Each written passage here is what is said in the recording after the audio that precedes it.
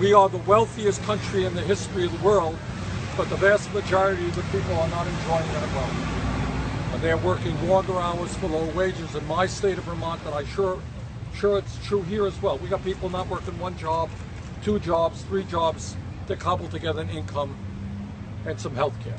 Okay, and that's the reality. But while the middle class of this country is struggling, there's another reality that's going on, and that is that the people on top are doing phenomenally well. And a lot of folks and politicians don't like to talk about that issue for obvious reasons. People don't like to take on big money because big money has a lot of power. I do talk about it. And I think that it is immoral when you end up having a situation as we do today, and 99% of all new income generated goes to the top 1%. Does anyone think that that's what America should be about? No! That's income. In terms of wealth, listen to this. The top 1/10 of 1%, 1/10 of 1%, owns almost as much wealth as the bottom 90%. Because it's not a democracy, it's a plutocracy. In the last 2 years, the 14 wealthiest people in this country, Bill Gates and those guys, saw their wealth increase by $157 billion, which is more wealth than the entire bottom 40% of the American people have. All right. So you have this massive level of income and wealth inequality.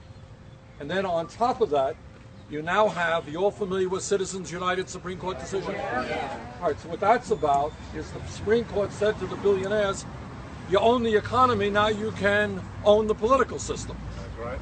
So, you know, in my state, we have town meetings where you have one person, one vote.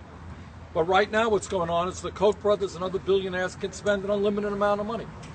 And they are. So they're going to spend $900 billion to elect extreme right-wing candidates. And I don't think that that is the political system that we believe America should have. That is buying elections and buying politicians. And every day on the floor of the Senate, you see a manifestation of that reality. People around the country want to raise the minimum wage, and you know what we get? Tax breaks for billionaires. We get exactly the opposite of what the American people want. So on top of those issues of the economy not working for the middle class, income and wealth inequality, you got Citizens United, you got climate change, which is a huge, huge issue. And if we don't get our act together and transform our energy system, this planet is going to be in serious trouble. And then you got another issue. You got another issue which is very important in Vermont, and I'm sure that it's important here.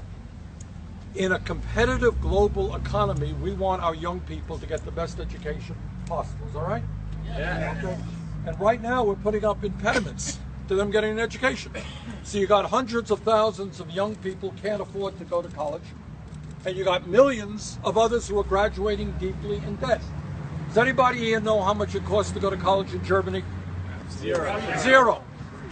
Scandinavia, zero. Actually, in Denmark, they pay you to go to college. Now, I think if we want the best educated workforce in the world, if we want our young people to be able to make it into the middle class, what about saying that tuition is free in public colleges and universities throughout this country? Make sense? Yeah. Okay. So what we've got a lot of work on our hands. You know, we've made progress in this country in the last number of years in many ways. But the big fight in front of us now is taking on these very powerful billionaires who want it all. The Koch brothers are worth $85 billion. Apparently that's not enough. They need more.